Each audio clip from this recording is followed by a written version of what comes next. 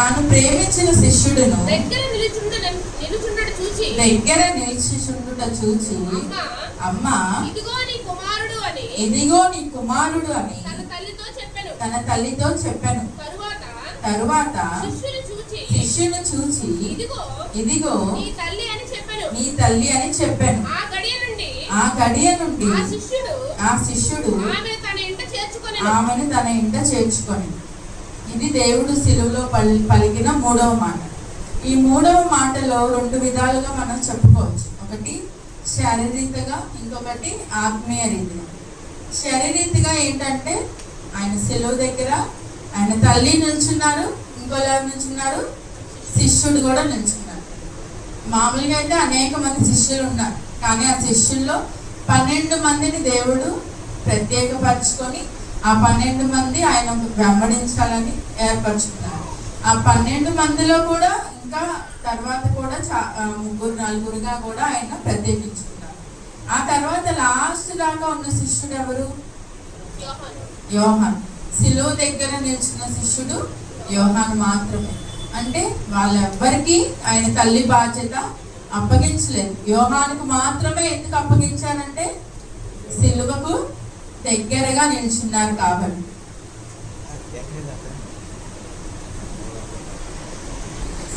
ఎవరైనా శ్రమలకు దగ్గరగా వెళ్తారా? మనం మాట చెప్పుకుందాం. శ్రమలకు దగ్గరగా మనం వెళ్తామా? అక్కడ శ్రమ ఉంది, అక్కడ రోడ్ బాగాలేదు, ఆ రోడ్ అంతా గతుకులు అన్నప్పుడు ఇంకో రోడ్డు ఉంది, అది సాఫీగా ఉంది.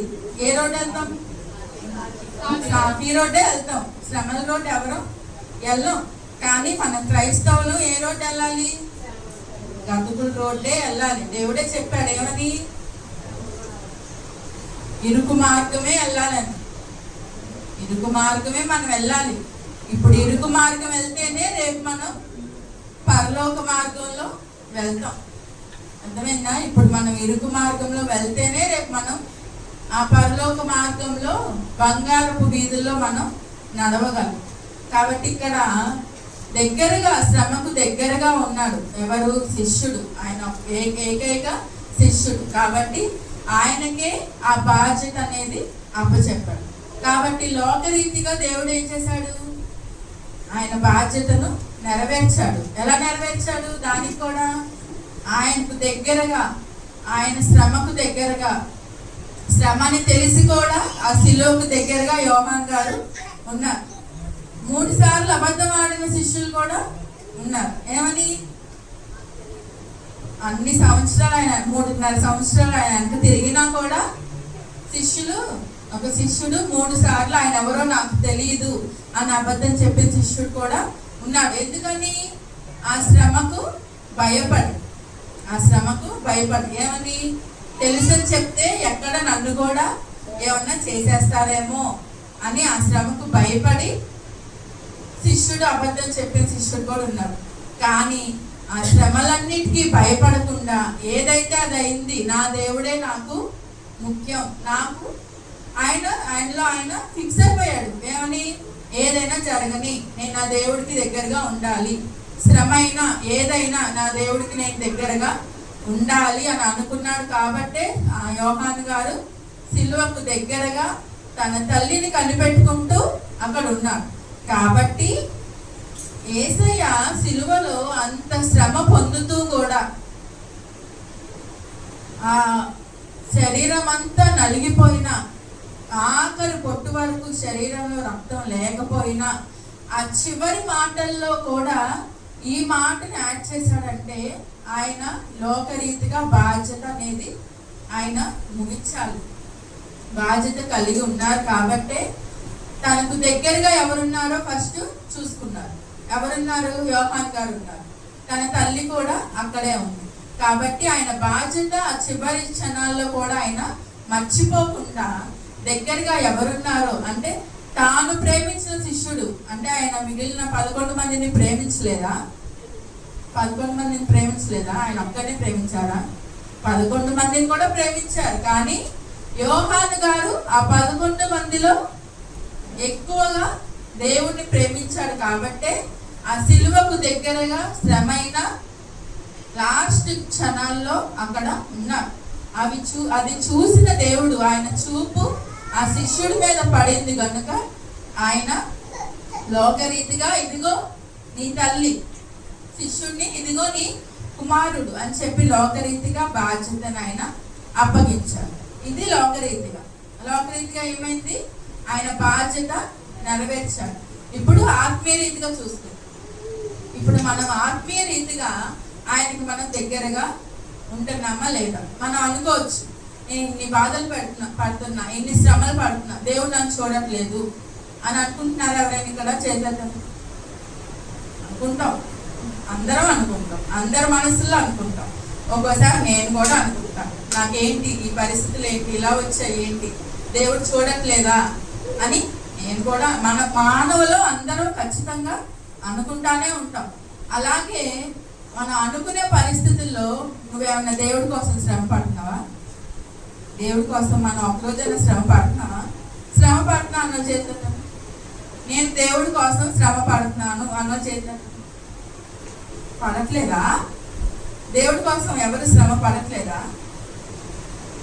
అదేంటండి, ఎండల్లో పడి వచ్చి వండుకొని అది శ్రమేగా కాదంటారా? శ్రమ కాదా? నాకు తెలియదు, మీరు ఏం చెప్పుకుంటారు చెప్పుకోండి, మీరు వెళ్ళిపోండి, నాకు తెలియదు. అలా కాదు, మనకు అర్థమైతేనే ప్రయోజనం ఉంటుంది. ఏదో అలాగ నోటేసుకొని వాళ్ళు ఏం చెప్పుకుంటారు చెప్పుకోండి వెళ్ళిపోదాం, అది కాదు. చెప్పే మాటలు మనకి హృదయంలోకి వెళ్ళాలి. ఒక్క మాట అయినా మన హృదయంలోకి వెళ్తేనే అది క్రియ జరిగింది. ఈ గుడ్ ఫ్రైడేకి ఒక అర్థం ఉంటుంది. ప్రతిరోజులాగా ఈ రోజు కూడా వాళ్ళు వాకుంటారు, మనం గోడలు అమ్మట ఫ్యాన్ అమ్మట చూసుకొని వెళ్ళిపోదాం, అది కాదు. మనం వచ్చినందుకు ఒక్క మాట అయినా మన హృదయంలోకి వెళ్ళి క్రియ జరిగితేనే మనకి, మన బతుకులకే ఉపయోగం. అది ఎవరికి కాదు, మనకే ఉపయోగం. అర్థమైందా? వచ్చిన వాళ్ళందరూ, రక్షణ తీసుకున్న వాళ్ళందరూ పరలోకానికి వెళ్ళిపోరు. నేను వచ్చాను, ప్రతి వారం గుడికి వెళ్తున్నా, బాప్టిజం తీసుకున్నా, వెళ్ళిపోతా రక్షణకి, పైకి వెళ్ళిపోతా పరలోకానికి అని అనుకుంటే చాలా తప్పు. అక్కడికి వెళ్ళాక నువ్వెవరో నాకు తెలియదు అంటారు దేవుడు. ఆ పరిస్థితి మనకు రాకూడదు. కాబట్టి అది రాకూడదంటే ఇక్కడ మనం జాగ్రత్తగా మన మనసులో ఆయన వైపు పెట్టి మనం వినాలి. అర్థమైందా? ఆత్మీయంగా మనము దేవుడి కోసం శ్రమ పడుతున్నామా లేదా? దేవుడు మన కోసం సిలువలో అంత శ్రమ పడ్డాడు, మనకు తెలుసు, అదంతా తెలుసు. కానీ మనం ఈరోజు దేవుడి కోసం శ్రమ పడుతున్నామా లేదా అనేది మన హృదయాలకు మనం పరిశీలన చేసుకోవాలి. ఆయన కోసం మనం శ్రమ పడుతున్నామా లేదా? నాకు ఆన్సర్ చెప్పండి. పడుతున్నామా? ఆయన శ్రమాన్ని తెలిసినా కూడా మనం వెళ్తున్నామా? దగ్గరగా ఆయన దగ్గరికి వెళ్తున్నామా? అలా దగ్గరగా వెళ్తే మన దేవుడు మనకి బాధ్యత అనేది అప్పచెప్పాలి. ఏ బాధ్యత అప్పచెప్పాడు మనకి? ఇన్ని సంవత్సరాలుగా వస్తున్నాం కదా, మనకి ఆయన కోసం మనం శ్రమ పడినప్పుడు, ఆయన శ్రమ అని తెలిసిన యోహాన్ గారి దగ్గరగా ఉన్నాడు కాబట్టి ఆయనకు ఒక బాధ్యత అనేది దేవుడు అప్పచెప్పాడు. మనం కూడా శ్రమని తెలిసినా ఆయనకు దగ్గరగా ఉంటున్నాము, ఆయన కోసం ఈ లోకంలో శ్రమ పడుతున్నాం కాబట్టి మనకే బాధ్యత అప్పచెప్పాడు? ఒక్కొక్కరు చెప్పండి నాకు. ఆయన మనకే బాధ్యత అప్పచెప్పాడు? ఏ బాధ్యత అప్పచెప్పినా అది సువార్తకి రిలేటెడ్ గానే ఉండాలి. ఏ బాధ్యత అప్పచెప్పినా అది సువార్తకి రిలేటెడ్ గానే ఉండాలి. మనకి ఇంటింటికి వెళ్ళి సువార్త చెప్పమన్నాడా? లేకపోతే అనారోగ్యం కలిగిన వాళ్ళకి సేవలు చేయమన్నాడా? లేకపోతే బలహీనతలు కలిగిన వారి కొరకు ప్రార్థన చేయమన్నాడా? లేకపోతే సమస్యల్లో ఉన్న వారికి సహాయం, ఆర్థిక సహాయం చేయమన్నాడా? ఇవన్నీ బాధ్యతలే, ఇవన్నీ ఆయన పని. కాబట్టి మనకి ఈ దినాన్ని ఏ బాధ్యత అప్పచెప్పాడు? మనకి ఉందా? ఆలోచన అనేది ఉందా? తేజాకి ఏ బాధ్యత అప్పచెప్పాడు దేవుడు? ఆయన మందిరం చూసుకుంటా, ఆయన మందిరాన్ని, ఆయన సేవకుల్ని కనిపెట్టుకొని ఉండమన్నాడు. అప్పుడు సేవకులు సేవకు వెళ్ళినప్పుడు మందిరం దగ్గర తేజ అనేవాడు ఉంటున్నాడు.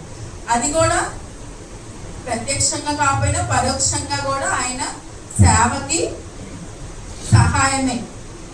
అర్థమైందా? అది వాడికి ఇచ్చిన బాధ్యత. ఎందుకంటే దేవుడికి వాడు దగ్గరగా ఉన్నాడు కాబట్టి ఆయన శ్రమకి శ్రమని ఏదైనా సరే ఎన్నోసార్లు వాడు ఎంత శరీరం నలిగిపోయినా వాడి బాధ్యతలు వాడు నిర్వర్తించాడు. అనేక సార్లు నేనే చూశాను. కాబట్టి దేవుడు వాడికి ఆ బాధ్యత అనేది అప్పచెప్పాడు. మరి మనకే బాధ్యత అప్పచెప్పాడు. మనం అనుకోవచ్చు చూసి, అమ్మో దేవుడు వాడికి బాధ్యత అప్పచెప్పాడు, ఆడన్నీ చేసేస్తున్నాడు.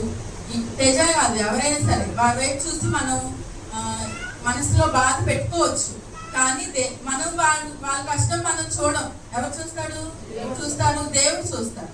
దేవుడు చూసి వారికి ఆ బాధ్యత అనేది అప్పగిస్తాడు. మనం ఏమనుకుంటాం? వాడు చేసేదే మనం చూస్తాం తప్ప దాని వెనుకున్న కష్టం మనం చూడం, దాని వెనుకున్న శ్రమ మనం చూడం. కాబట్టి దేవుడు మనకి ఏ బాధ్యత చెప్పాడు? ఇప్పుడు మనకి మీరు మీరు మీరు ప్రశ్న చేసుకోండి, నాకు ఏ బాధ్యత అప్పచెప్పాడు దేవుడు? నేను ఇన్ని సంవత్సరాలుగా వస్తున్నాను, వచ్చి వెళ్ళిపోతున్నాను తప్ప నాకు ఈ బాధ్యత అనేది దేవుడు నాకు అప్పచెప్పాడా? అప్పచెప్తే ఓకే, దానిలో మీరు మంచిగా ఉండండి. అప్పచెప్పలేదంటే నువ్వు దేవుడికి ఇంకా దగ్గరగా లేవు. దేవుడికి మనం దగ్గరగా లేవు. ఆయన శ్రమకి మనం దగ్గరగా లేవు. ఏదో నామకార్థంగా వస్తున్నాం, వెళ్ళిపోతున్నాం. దేవుడు కనికరం ఉందనుకో, మనం చనిపోయేలోపు పరలోకానికి వెళ్తాం, ఏదో సర్ది కిరీటం ఇచ్చి పడేస్తాం. లేదు, అది కూడా లేదనుకో, నరకంలోకి తోసేస్తాం. దాంట్లో అసలు డౌటే లేదు. మనం బాప్టిజం తీసుకొని పరలోకానికి వెళ్ళిపోతాం అనేది చాలా అపోహ. మనం ఇక్కడ ఆయన బాధ్యతలు నెరవేర్చి ఆయన సంతోష పెడితేనే మనం పరలోకానికి అనేది వెళ్ళగలం. కాబట్టి మీకే బాధ్యత ఇచ్చాడో అది మీరే ఆలోచించుకోండి. దేవుడి దినాన్ని మాట్లాడుతున్నాను. మీకు బాధ్యత ఉందంటే అది నిర్వర్తించండి. బాధ్యత లేదు అంటే దేవుడికి దగ్గరగా మీరు లేరు. కాబట్టి అది మిమ్మల్ని మీరు పరిశీలించుకొని దగ్గరగా ఎలా ఉండాలో, ఆయన కొరకు ఎలా శ్రమ పడాలో మీరు ఆలోచించుకోండి. సో ఆత్మీయంగా అనేది కూడా మనం పరిశీలన చేసుకుంటే ఆయన రాజ్య సువార్తని మన మీద మోపినట్టు. ఆయన బాధ్యత అనేది మనందరి బాధ్యత ఏంటండి? రక్షణ తీసుకున్న ప్రతి ఒక్కరి బాధ్యత ఏంటి? రక్షణ తీసుకున్న ప్రతి ఒక్కరి బాధ్యత అందరు చెప్పాలి. ఏంటది? సువార్త చెప్పడం. మనం చెప్తున్నామా? చెప్పేవాళ్ళు చెప్తున్నారు, చెప్పకుండా వారి పనుల్లో, వారి బాధల్లో, ఇంకా వాళ్ళ బాధలు అలాగే ఉంటాయి. జీవితాంతం ఆ బాధలు, ఆ కష్టాలు కంటిన్యూ అవుతా పెరుగుతూనే ఉంటాయి తప్ప అవి తగ్గవు. ఎప్పుడు తగ్గుతాయి అంటే మనం దేవుడి పని చేస్తే దేవుడు మన పని చేస్తాడు. ఎన్నో వాక్యాలు మనం వింటానే ఉంటున్నాం, ఈ చెవితో విని ఈ చెవితో వదిలేస్తున్నాం. అలా వదిలేస్తే వాళ్ళకి ఆ కష్టాలు, ఆ పరిస్థితులు, ఆ శ్రమలు, ఆ అప్పులు, ఆ బాధలు, ఆ నిందలు అనేవి కంటిన్యూ అవుతానే ఉంటాయి. అవి పెరుగుతానే ఉంటాయి తప్ప తగ్గవు. కానీ మన బాధ్యత తెలుసుకొని దేవుడు రక్షించుకున్న ప్రతి ఒక్క బిడ్డకి రాజ్య సువార్త అనేది మోపాడు. అది మనం తెలుసుకొని మనం సువార్త చెప్పడం ఇంక నుంచి మొదలు పెడితే మన పని ఆయన చేస్తాడు. ఖచ్చితంగా ఆయన చేస్తాడు. మీరు ఒక వారం కాకపోయినా ఒక రోజు చేసి చూడండి. ఇరుగు పొరుగు వారికైనా, శ్రమల్లో ఇబ్బందుల్లో ఉన్న వారికైనా మనసులో మనకు అనిపించింది వారికి చెప్పాలి, వాళ్ళకి దేవుడి గురించి చెప్పాలి, దేవుడు చేసిన త్యాగము, ప్రాణ త్యాగము వారికి చెప్పాలి అని మనసులో అనిపించింది. కానీ మనం ఏం చేసుకుంటాం?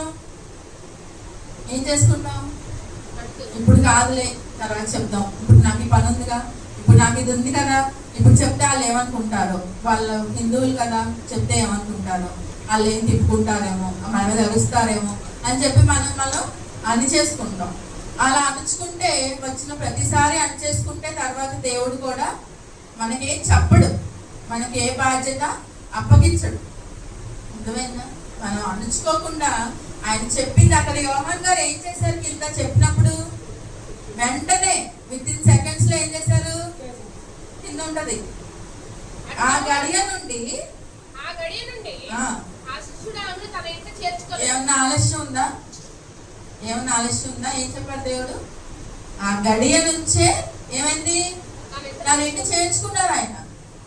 వెళ్ళాక చేర్చుకోవచ్చుగా, 2 గడియల తర్వాత చేర్చుకోవచ్చు, ఒక రోజు తర్వాత చేర్చుకోవచ్చుగా. దేవుడు నాకు అప్పచెప్పినప్పుడు వెంటనే ఆ గడియలోనే ఏం చేశారు? చేర్చుకున్నారు. కానీ మనం ఏం చేస్తున్నాం? దేవుడు మనకి ఏం చెప్పాడు అనుకో, అక్కడికి వెళ్ళి ఆ అమ్మాయికి చెప్పు సువార్త అని మనకి చెప్పారనుకో, మనం ఏం చేస్తాం? ఇదంతా నా అపోహ, నాకేం చెప్పట్లేదు, నా పని నేను చేసుకొని నాకు నేను సంపాదించుకొని నా తిండి నేను తిని నా పిల్లల్ని చూసుకుంటే చాలు అని మనం అనుకుంటాం. నాకు తెలిసి అది మనం అందరం అనుకుంటాం ప్రతిసారి. అలా అనుకున్నప్పుడు ఏమైంది, ఒకసారి చెప్తాడు దేవుడు, 2 సార్లు చెప్తాడు, 3 సార్లు చెప్తాడు. మళ్ళీ దేవుడు చెప్తాడా? చెప్పడు. నీకు చెప్పకపోతే దేవుడు వేరే వారికైనా చెప్తాడు, కానీ నువ్వు ఆశీర్వాదాన్ని పోగొట్టుకుంటున్నావు, ఆ ఘనత అనేది నువ్వు పోగొట్టుకుంటున్నావు. కాబట్టి ఈరోజు నుంచి ఏం చేద్దాం, దేవుడు మనకేమన్నా బాధ్యత ఇస్తే, మనకేమన్నా అప్పు చెప్తే, నాకు అప్పు చెప్పలేనమ్మా, ఏ బాధ్యత నాకు లేదంటే, అయితే నువ్వు దేవుడి దగ్గరగా లేనట్టే. ఏదో వస్తున్నావు, వెళ్ళిపోతున్నావు, ఆయనకు దూరంగా ఉంటున్నావు తప్ప ఆయనకు దగ్గరగా మనం లేవు. ఆయన దగ్గరగా లేకపోతే రేపు మనం చనిపోయిన దానికి ఎక్కడికి వెళ్తాం? ఎక్కడికి వెళ్తాం? ఎక్కడికి వెళ్తాం? నరకానికి వెళ్దామా? సరే, బాధ్యత లేదు నాకే బాధ్యత లేదు, నేను ఆయన దగ్గరగా ఉంటే ఏంటి, దగ్గరగా లేకపోతే ఏంటి, నేను ఎక్కడికైనా వెళ్తాను అన్నోళ్ళు మీ ఇష్టం. లేదు, నేను వచ్చాను, ఆయన రక్షణ, మనకు ఎంత గొప్ప విలువైన రక్షణ నాకు దేవుడు ఇచ్చాడు, ఎంతో మందికి లేని రక్షణ. మన ఎలాంటి పరిస్థితుల్లో మనం రక్షణ పొందామో, ఇక్కడ ఒక్కొక్కరికి ఒక స్టోరీ. మనం ఎలాంటి పరిస్థితుల్లో రక్షణ పొందామో మనందరికీ తెలుసు. అలాంటి పరిస్థితుల్లో దేవుడు మనల్ని రక్షించుకున్నాడన్న కృతజ్ఞత ఉంటే ఈ దినం నుంచి అయినా ఆయనకు దగ్గరగా ఉన్నాం. ఆయన దగ్గరగా ఉన్నప్పుడు ఆయన బాధ్యత ఇస్తాడు, ఆ బాధ్యతను మనం నెరవేరుతాం. 3వ మాటలో మనము 2 చెప్పుకున్నాం, శరీరీతిగా బాధ్యత, ఆత్మీయ రీతిగా రాజ్య సువార్త. 4వ మాట మాట్లాడు. మధ్యాహ్నం మొదలుకొని 3 గంటల వరకు ఆ దేశమంతటను చీకటి కమ్మెను. 3 గంటలకు యేసు ఏలోయి లామా సబక్తాని అని బిగ్గరగా కేక వేశాను. ఆ మాటకు నా దేవా నన్ను ఎందుకు చేయి విడిచిద్దు అని అర్థం. ఇక్కడ 3వ మాటకి 4వ మాటకి లింక్ ఉంది, కనెక్షన్ అనేది ఉంది. అది ఏ రీతిగా ఉందో మనం చూస్తున్నాం. మొదటిగా ఏలోయి అన్న ఏలి అన్న, కొన్ని బైబిల్లో ఏలోయి అని రాయబడింది. నా బైబిల్లో ఏలి అని రాయబడింది. అదే భాష? ఆ భాషలో ఏలి లామా సబక్తాని అంటే అర్థం ఏంటంటే, నా దేవా నన్ను ఎందుకు చేయి విడిచితివి అని అర్థం. మరి మన పరిస్థితుల్లో మరి 3వ మాటలో మనము బాధ్యత లేని వారే మనం వదిలేద్దాం. బాధ్యత ఉంది నాకు, ఆయన సువార్త నేను చెప్తాను, ఆయన నాకు ఇచ్చిన బాధ్యతను నేను నెరవేరుస్తాను అన్న వారికి ఈ పరిస్థితి అనేక సార్లు వచ్చి ఉంటుందా? ఖచ్చితంగా మన మనసులో మనం అనుకొని ఉంటాం. ఏమని అనుకుంటాం? దేవా, నేను నీ పని చేస్తున్నాను, నువ్వు చెప్పింది, నీ బాధ్యత నేను నెరవేరుస్తున్నాను, నువ్వు చెప్పింది అలా చేస్తున్నాను, నన్ను ఎందుకు చేయి విడుస్తున్నావు, నాకెందుకు ఈ బాధలు, నాకెందుకు ఈ శోధనలు. మన మానవులు ప్రతి పరిస్థితిలో మనం అనుకుంటాం మన చెయ్యి ఆయన విడిచిపెట్టినట్టే ఉంటది, కానీ ఆయన విడిచిపెడతాడా? విడిచిపెడితే మనం ఇలా ఉంటామా? ఉండం. ఆయన చెయ్యి, ఇప్పుడు తండ్రి కుమారుణ్ణి చెయ్యి విడిచిపెట్టేశాడు. ఎందుకని? ఎవరి కోసం? వింటున్నారా? ఎవరి కోసం? మన కోసం. ఎలా విడిచిపెట్టాడంటే అప్పగించేశాడు కుమారుణ్ణి మన కోసం అప్పగించేశాడు, మన రక్షణ కోసం. మనం చేసిన పాపాలు, మన తలంపులు, మన చూపులు, మన కుళ్ళు, కుతంత్రాలు, ద్వేషం, ఈర్ష్య, అసూయ, కామాంధత, అవన్నీ శరీరాశలు, నేత్రాశ, జీవోద్దంభము, ఇవన్నీ పాపాలే కదా. ఈ పాపాల కోసం ఆయన్ని అప్పగించేశాడు దేవుడు. అప్పగించేసినప్పుడు దేవుడు అంటున్నాడు, నా దేవా, ఆయనకు తెలీదా చేయి విడిచిపెట్టేశాడని? ఆయనకు తెలుసు, అన్నీ తెలుసు, కానీ ఆయన భాషలో ఆయన బాధని, మరి అన్ని మాటలు ఆ భాషలో లేవే, ఇది ఒక్క మాటే ఎందుకు ఆ భాషలో ఉంది? ఇప్పుడు మనకి ఏదైనా బాధ వచ్చింది, మనం ఎంత ఇంగ్లీష్లో మాట్లాడినా, ఎన్ని లాంగ్వేజెస్ మాట్లాడినా మన భాష అనేది ఎందులో చెప్పుకుంటాం మనం? మన బాధ మన భాషలో, మన వాడుక భాషలోనే చెప్పుకుంటాం. దేవుడు కూడా అలాగే ఆయన బాధ, ఆయన వేదన ఆ భాషలోనే ఆయన రాపించాడు. ఇక్కడ అన్ని మాటలు ఆ భాషలో రాపించలా. ఈ ఒక్క మాట ఎంతో ప్రత్యేకం కాబట్టి ఈ భాషలో ఆయన రాపించాడు. మనకు కూడా అనిపించవచ్చు, నా దేవా ఎందుకు నా చెయ్యి విడిచిపెట్టావని మనకు కూడా అనిపించవచ్చు. ఆయన విడిచిపెట్టాడు, కానీ విడిచిపెట్టినట్టు అనిపిస్తుంది. ఎందుకని? సువార్త కోసం, రక్షించబడాలి కాబట్టి. తండ్రి కుమారుణ్ణి ఎలా అయితే విడిచిపెట్టినట్టు అనిపించిందో, విడిచిపెట్టాడో, ఆయన కూడా మనల్ని విడిచిపెట్టినట్టు కొన్ని సందర్భాల్లో అనిపిస్తుంది. విడిచిపెట్టేస్తాడు. ఎందుకని? రక్షణ కోసం, అనేక మంది రక్షణ కోసం మన శ్రమ పడాలి కాబట్టి. అదేమో ఆ మాటేమో రాజ్య సువార్త, ఇదే సువార్త శ్రమ సువార్త. అదేమో రాజ్య సువార్త, ఇదేమో శ్రమ సువార్త. శ్రమలు పడుతూ కొంతమంది సువార్త చెప్పాలని ఆయన బాధ్యత అప్పగిస్తాడు. కొంతమంది మామూలుగా వాళ్ళకి ఏది ఉండదు, చక్కగా ప్రకటిస్తారు, ప్రార్థన చేస్తారు, అదంతా సాఫీగా జరిగిపోద్ది. కానీ కొంతమందికి మన అయ్యగారులాగా ఏ ఒక్కరు వచ్చినా దానికి శ్రమ పడాల్సిందే. ఎవరన్నా ఈజీగా వచ్చారా ఇక్కడ కూర్చున్న వాళ్ళు? ఒక్కళ్ళైనా ఈజీగా వచ్చారా? రాలా. ప్రతి ఒక్కరికి అయ్యగారు అమ్మగారు శ్రమ పడ్డారు. అలా మనందరికీ తెలుసు. అదేంటంటే శ్రమ సువార్త.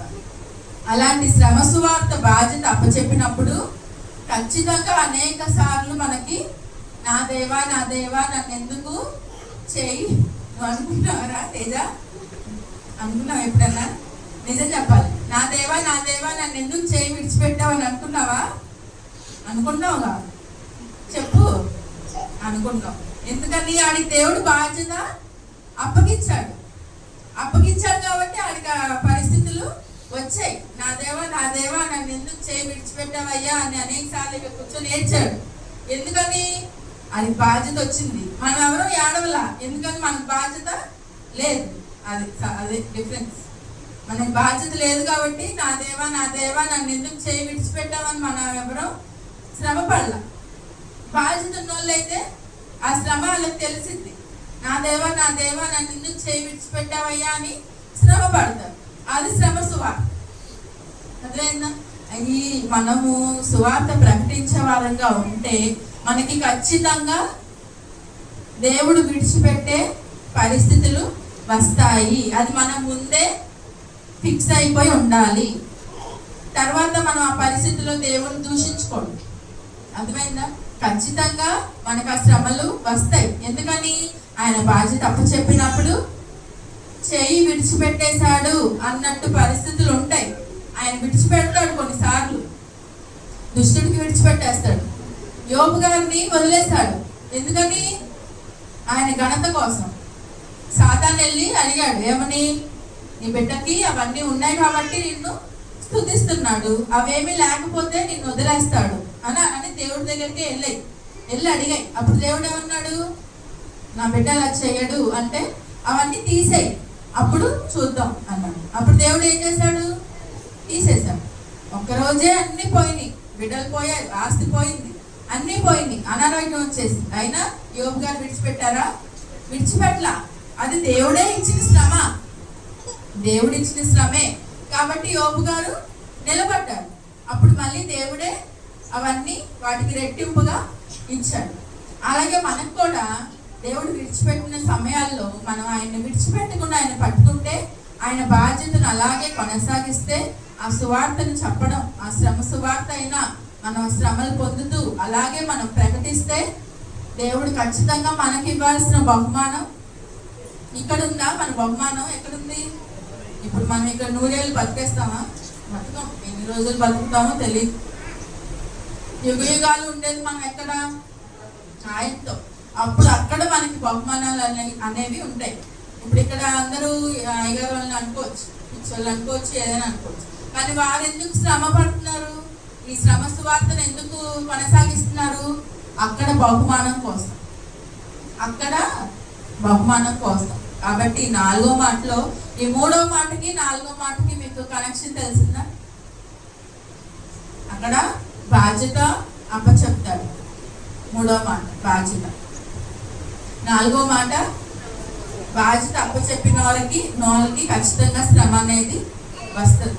శ్రమ వచ్చినప్పుడు విడిచిపెట్టే పరిస్థితులు కూడా, దేవుడే మనల్ని విడిచిపెట్టే పరిస్థితులు కూడా వస్తాయి. కానీ ఆ పరిస్థితుల్లో మనం నిలబడి ఆయన ఇచ్చిన బాధ్యతను మనం కొనసాగిస్తే దేవుడు మనకి ఖచ్చితంగా మనకి పరలోకం ఇస్తాడు. ఆ కిరీటాల్లో అనేక ముత్యాలు పొదగబడి ఉంటాయి. బలా నమ్మకమైన మంచి దాసుడా దాసురాలా అని కూడా మనల్ని పిలుస్తాడు. మనల్ని అనేక వజ్ర వైకుంఠ కిరీటాలతో మనల్ని దేవుడు అలంకరిస్తాడు. కనుక ఈ 2 మాటలు దేవుడు దీవించును గాక. ఆమేన్.